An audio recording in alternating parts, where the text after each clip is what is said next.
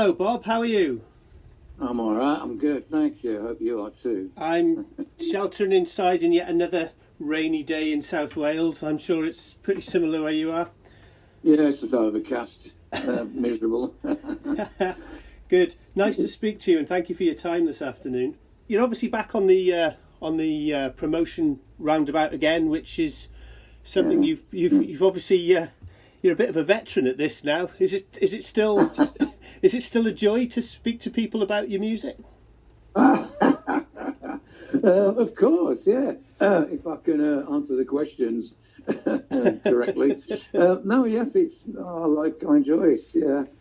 Yeah, it's good. We've been doing it a long time now, so I'm back into the question and answer mode. Sure. Yes, it's good. Yeah, I've been doing quite a lot, and I've still got quite a few to come yet. Sure. Me and Tony. But it's nice that people are still interested in Magnum, and that's great. That bodes good for the future of the band, you know. So we're still people still want to talk to us. That's great. Yeah, absolutely. And I must say, congratulations on the album. I've had it for a week or so to listen to, and it's it continues the rich vein of form that I think the band has had for several albums now. Your last 6 or 7 albums, the output has been very, very consistent. So you must be very pleased with it. Yes, absolutely. Yes, I love it. Yeah, well, I mean, your latest album's always your favourite one, isn't it? Yeah. Doesn't matter how good the others were. This is your favourite. This is the best one, of course. But that's how it appears to be. That's how it hits us, because you've been working on it constantly for the last year and a half, or something like that. And so, while we can, we had to form a bubble in the studio during the pandemic, which is still going on, unfortunately. Yeah. So we got on. We weren't allowed to tour at the beginning of start of 2020 because of the pandemic outbreak. Yeah. So we had nothing left to do apart from start recording the new songs. At our leisure, we had just all the time in the world then to get in the studio and start recording stuff. And it's come out great, and I think it's a really great album as usual. I think Tony's a wonderful songwriter. Absolutely, and I enjoy singing his songs, and we got a great band, and here we go again, you know. Good luck. And obviously you've said Tony is a great songwriter, and obviously you've said in the past that you are the voice, the singer of the band, but Tony does all the writing. As a singer, when you are singing someone else's words, do you, when you are reading them, when Tony first gives them to you, do you alter them to make sure you're comfortable with them? No, I don't alter. Oh, excuse me. I don't alter anything. I mean, as long as it makes sense to me what I'm reading, and I'll ask him what this bit's about, just so I can understand what's going on in his head when I'm singing them. And I don't change anything. I mean, you know, he might ask whoever's in the room in the studio for a word that rhymes with a word, but nothing more than that. I mean, he's got it all together, really. He very rarely gets stuck on anything. And we go through the song, and he gives me the words for the chorus, so I can put that down, and then we'll probably change the key because it probably isn't high enough. And then we may alter the tempo a little bit to speed it up a bit, give it a bit more excitement, and then that's it. Then the vocal will be put down following all that process, and on away we go. And then the rest of the boys come in at their leisure when we need them to do their parts, and we have a get together. And Tony demos everything, right? So all the parts are there for people to learn, you know. So that's. I mean, he'll put a guitar line down as a vocal melody for me to learn, to get familiar with, and then put the lyrics to that when they come along. So yes, it's the same process every time we record an album, I believe, and it works well. And here we go again. So great, yeah. And you've obviously been doing it long enough that I would imagine Tony knows exactly the kind of lyrics that you want to sing and the kind of melody lines that you do sing after all this time. So that's probably second nature to him now, isn't it? Yes, I mean, we're working together that long now. Yeah. It wouldn't make me try and sing something that wasn't up my street. Yeah. You know, in my heart. If I went, I don't know about that, Tony, but that very rarely happens. Yeah. It has happened in the past, and that just gets pushed aside. Right, we'll put that over there and leave it. Yeah. Maybe come back to it at a later date, but it very rarely happens. But he knows what I'm capable of doing, and he makes me, he sits on me and pushes me, you know, for all he's worth. So, come on, you can do better than that. Go on, sing it again. So we know each other very well. Yeah. And I love his music. I love his lyrics. And he knows my vocal range, which I've said we have to get the key right to get the full voice out of me. And so stuff like that, we've been doing it all our lives, really. Yeah, sure. So it's come second nature to us, you know. Yeah. It's a nod and a look these days. You know, we don't need to discuss things. We don't have to do them to death, you know. Yeah, sure. We just he knows exactly, you know, when you ain't got time to muck around. So it becomes easier the longer we work together, the easier it is to work with each other. It's just second nature, like I say. Yeah. Okay. Sure. Yeah. So your voice is sounds as good as it's always been on this album. You know, I've been listening to a lot of your stuff lately, and I was going back to the early stuff, and your voice is in good a shape as it was then. So is there anything that you do as a routine to protect your voice, or is it just something that is... Yeah, not really, no. I've been lucky over the years, I suppose. I try not to shout too much, because that's the worst thing. That rips my throat out, shouting at people, you know, in a club or a pub or somewhere. So that's a no, you can't be doing that, because you have no voice left when you need it. But apart from that, I mean, I don't smoke anymore. I don't drink much. I have a couple of Jack Daniels to get me up on the stage when we're on tour. Yeah. But I'm not a drinker. When we drink tea all day in the studio. Yeah. I mean, very rock and roll, isn't it? Yeah. Another cup of tea, you know, and guess who makes it? Me. But that's my other job. But yes, I don't. I've been lucky with my voice, but I try not to thrape it until I need to on the stage or in the studio. You know, I mean, the studio you can do things again and again till you get it right. You know. Yeah. But on the stage, you got one go at it. Mm-hmm. So you need your voice on the stage, and I need to warm up before we go on the stage to get my voice up there. Because, you know, we do like 4 or 5 on the trot sometimes on tour. So I can get a bit husky like I am today, doing all these interviews. That was a joke. And but apart from that, my voice has been very good to me, and I'm glad for my voice. I love it. Sure. Coming back to the album, I was interested because obviously it's an hour in length, which is not quite your longest album, but not far off. And what struck me obviously is that this is a classic.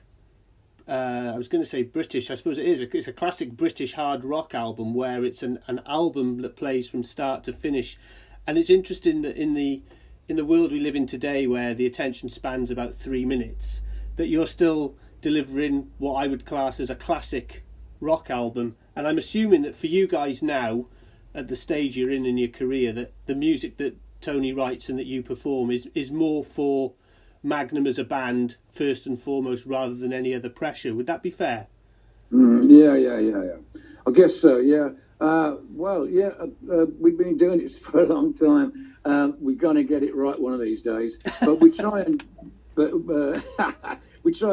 make an interesting album every time we put one together. And you know, we've been called prog rock. We've been called symphonic rock. I think we're classic rock now.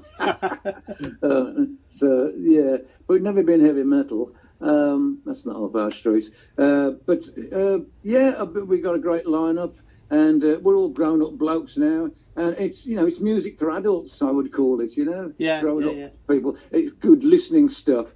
I mean, there's tracks on there that are like probably under 4 minutes, but there's other tracks on there that are like 6 minutes plus, knocking on to 7. So it's a roller coaster of mini epics and maybe hit singles if we're lucky. If we ever get, does anybody have hit singles anymore? You're asking the wrong person. But it goes between the two. And the tracks fade out, and the next track fades in over it. So we do crossfades like we've done before. Over the years, and it's like it's cool to listen to, it's not conceptual, but it comes across as, I'm listening to a concept album here, like Tommy or something. So it's we used to be prog, and there's prog rock, but there's little bits of prog in there. I mean, we do time changes, and nobody does time changes anymore. We do, and it's like, wow, proper old school stuff. And backwards reverb, and things in the background. You go, what's that in my left ear? I can hear. Well, you've got to put your headphones on for a start. And it all goes a bit Pink Floydy, but it takes time, the production, and it's not just that'll do, put that out. It's like, is this as good as it could have been? And what about this? And I've had this idea. It's always coming on with fresh ideas and changing something that's been there for the last 3 months, and like, I've had an idea to make that part better. So the production of the album is ongoing. It's not, now we're going to do the production, the mixing. I mean, the mixing is ongoing. It's all there up on the computer, like people do these days. So we're quite trendy, I think, the way we go about our recordings. Gone are the days of the big spools and having to rewind, and by the time it's rewound, you've gone off the idea, So technology now is so much better and quicker and helpful to musicians and songwriters. And it's much more of it's not so much of a pain in the ... And so that's where we are now. And I think people like what they hear, and they've grown up with it over the years. And I think they kind of know what to expect, but it's still a surprise when they hear it, hopefully. But we don't like to let anybody down. And Tony will write the way he writes, and I sing them the way I sing them. And so they know what they're going to get, really. A class album, I hope. And that's our ambition in life, to create classy music. Absolutely. Okay. And this one obviously has a couple of, I would say, curveballs, especially the No Stepping Stones track, which has got the brass section on it, which the first time I heard it, I thought I had to double check I was listening to the right album for that first intro, because that's something a bit new. You've obviously got Sorry, I was going to say you've also got your a very lovely ballad in the Walk the Silent Hours, which really lets you let rip. So there's still some variety in there, which keeps people guessing. Yeah. Oh, yes. We've always been like that, though. We've done songs before, a mixture of, is this a Magnum album? Oh, yes, there's a Magnum on it. But we've took people by surprise before. Tony put a brass section on No Stepping Stones, which was originally a guitar riff.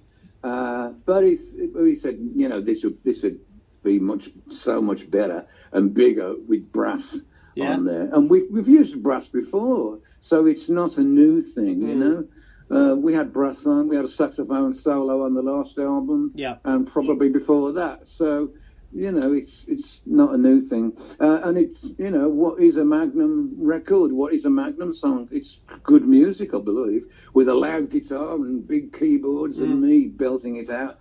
But on this one, it was the second single.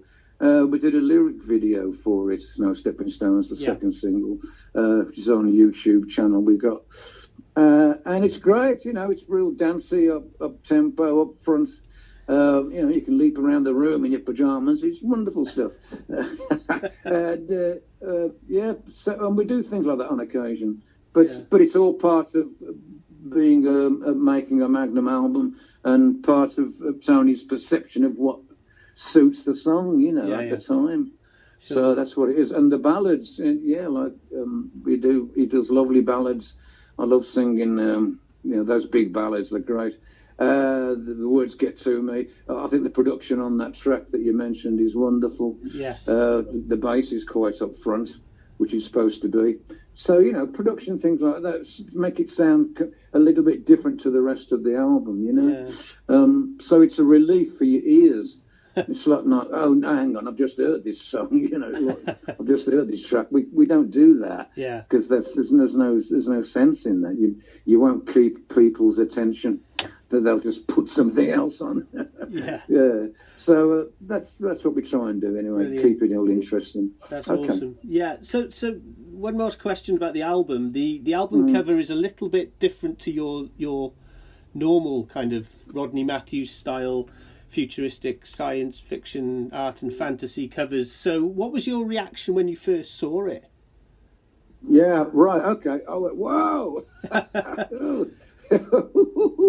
Wow, okay, right. I wasn't expecting that. Yeah. Tony told me, that he'd gone down to see Rodney, and told him that he wanted to incorporate a photograph within the artwork that he would hopefully do for us, a human figure, because Rodney admits himself that he's not that great. Human figures and faces aren't his forte. He's more into the little bloke up the corner looking weird. His fantasy figures, he's more into that.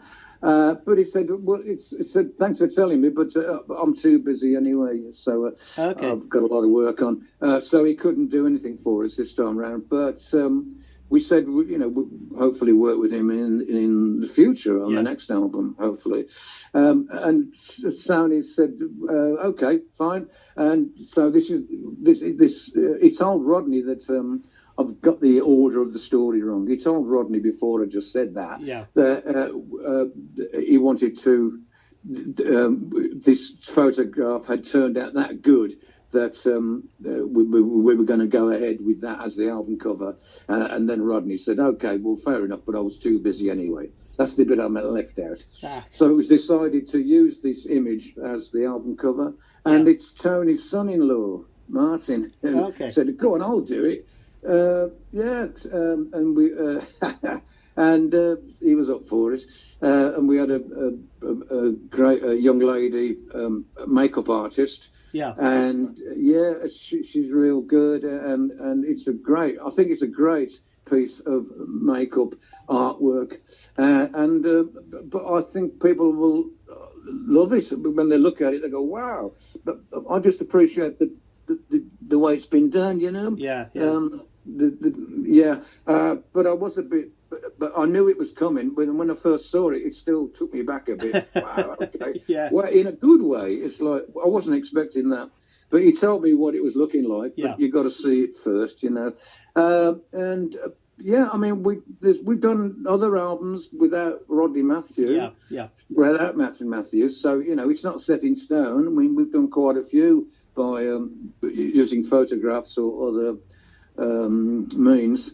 So it's not a new thing, and I think it suits the lyrics of the song. It's an image taken from a child's nightmare. That's what the song's all about, the monster roars, but it's not reality, kids. It's not real. It's just a nightmare. Okay. And we don't want to frighten anybody off, so I think it's great, and I think it suits the song, and I think it stands out in the racks. But we are still Magnum. We haven't changed. We haven't gone death metal or anything. But it's just, I think it's a cool image. And I hope everybody agrees with me, but probably not everybody will. And you can't please everybody. But I think it'll go down well with the fan base. Yeah. And that's all I can hope for. And it's just a front cover, people. Listen to the record. Put your headphones on. I don't like to focus too much on the front cover. I want people to enjoy the music, you know. Yeah, sure. Okay. And a lot of people these days won't even see the cover because they'll be streaming it, and I'm looking forward to getting the actual vinyl copy so I can put it on and stare at the cover whilst I'm listening to the music, which is how you should be doing it, in my opinion. But anyway, there we are. Yeah.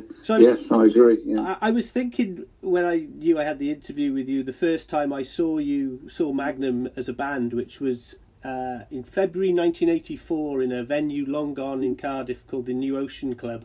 I was a mere 13 years old when I first saw you, and I think you were on the 11th Hour tour. That would have been 1984, but you'd already released 4 albums by then, so obviously you had a career path and a trajectory to go to. Just reflecting back on how it's continued since then. Obviously the following year you played Monsters of Rock and all the rest of it, and then all the way the career's gone. What was the aspiration around that time? You were a couple of albums in, you had a kind of, I suppose, some kind of plan as where you were going. Did you have a route that you were going to follow? Or has it all kind of just come about, has it all happened just naturally?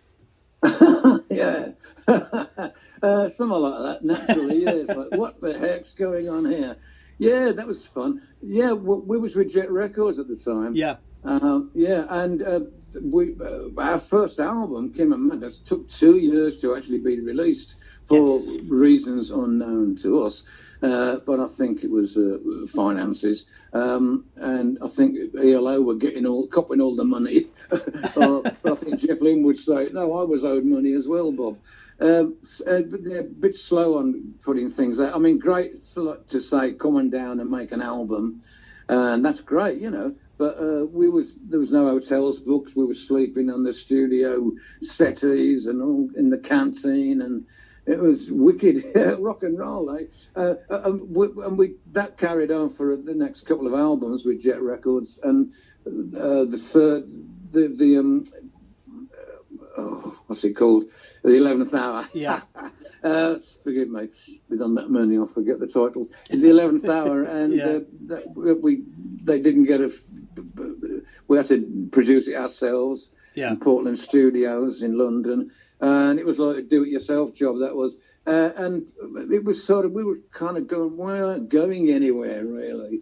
But Tony started writing differently songs for what the album ended up being called On the Storyteller's Night. Yeah. So my mum, you know, we kind of almost broke up, really, because nothing much was happening. And then Tony come along with these bunch of songs, and we got ourselves a manager, and it all took off again then. So we didn't have a plan. We just wanted to, you know, get some gigs and tour and keep recording, you know, what bands do. Yeah. That was our plan. But it kind of hit a brick wall at the end of the Jet Records era. But fortunately it picked up and got better and better, because Tony changed his style of writing a bit as well, to make the songs more accessible to more rock fans, you know, make it wider, our vision of what's good, wider. Okay, so put that in there, and then it's all kicked off then on 1985. But it was a bit of a struggle before that. Apart from going to America with Ozzy Osbourne in 1982, that wasn't a struggle at all. That was pure enjoyment and mayhem and madness. Brilliant. And that's another story. Indeed. Thank you for that. So, I know that you've got other interviews, but just a final couple of questions. You're planning to be long overdue back out on the road in the spring, and you're doing UK dates and then across to Europe as well. So how do you approach touring these days, given that you and Tony in particular are more mature musicians than you were back in the day when I first saw you. You're picking your words carefully. I'm trying. We're fine. We're good. We love it. You know, we're no different to anybody else on the tour. Well, we rehearse for a number of weeks, and then we go on tour on a decent tour bus, and off we go. We do about an hour 45 a night on stage. We don't get plastered anymore and none of that business. We're just like, normal Joes these days. And we really enjoy going around touring and playing, and we get good catering and you get a decent hotel on a day off. Yeah. And it's not hard work, It's beats how we used to be in a van and sitting on the equipment and breaking down up the motorway and 6 o'clock in the morning, and oh my goodness me, how we survived, I don't know. And but it's luxury now too. It's lovely, Yeah. We're in a position where we can afford a bit more than we used to be able to, Yeah. So it's no hardship, and we get looked after. We've got a good team with us, a good crew. Yeah. With us to take care of all the equipment and everything. I don't have to carry the PA in on my shoulders anymore and set it up. 1, 2, 1, 2 testing. All that's gone now. Yeah. And so it's great. I love doing it. It's a great life. Well, it can be. Yeah. But we'll see how we get on this time, because we've got to all wear our masks and sure. precautions like everybody has now. So it will be a bit strange this time round, but as long as we're touring, that's the main thing. Yeah. I mean, we've had to put it back 3 times, and the fans are must be wondering what's going on. But it's the same with everybody at the moment. It can't be helped.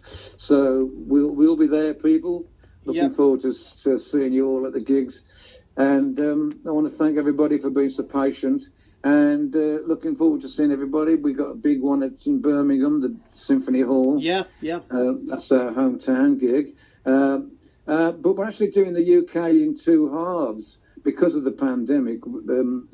We can't do the tour as it was. It's like start, stop, because everybody wants the same venues, of course. Yeah, of course. So we do the second part of the UK tour in September. Okay.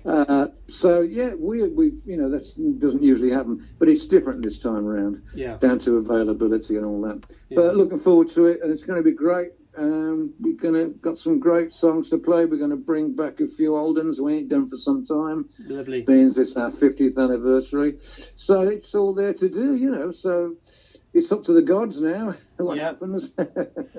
Well, I hope to. Absolutely, and that's brilliant. And I hope to get to the Cardiff show if our government allows venues to be open, because of course they're all shut at the moment down here. At the moment, yes. Yeah. I know, that's what's bothering me. Yeah, I'm sure. But fingers crossed for you, Bob, in terms of the tour and the album, which is released next Friday, I believe. Is that right? Friday the 14th. Yeah.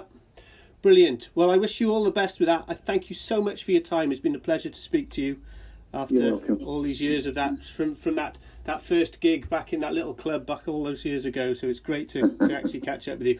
I wish you all the best for everything, and hopefully catch you in Cardiff in a few weeks. That'd be great. Yeah. All the best. Cheers. Thank you. Take care. Bye. Cheers, everybody. Thank you. Bye-bye.